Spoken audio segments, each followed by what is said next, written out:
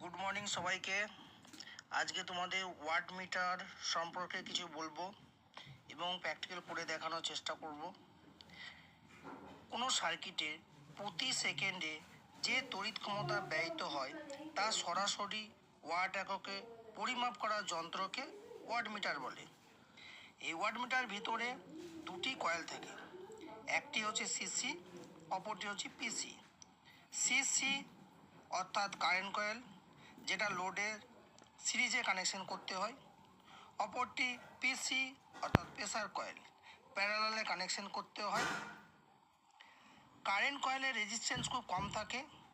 এই কয়েলে মোটা তারের অল্প সংখ্যক পাক দিয়ে তৈরি করা হয়। প্রেসার কয়েলের রেজিস্ট্যান্স খুব বেশি থাকে। এই কয়েল সরু তারের বহু সংখ্যক পাক দিয়ে তৈরি করা হয়।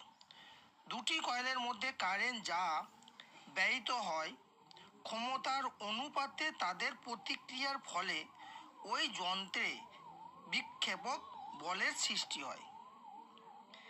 এখানে একটা অ্যামমিটার, একটা ভোল্টমিটার এবং একটি ওয়াট মিটার কানেকশন করে দেখানোর চেষ্টা করেছি। Thank you.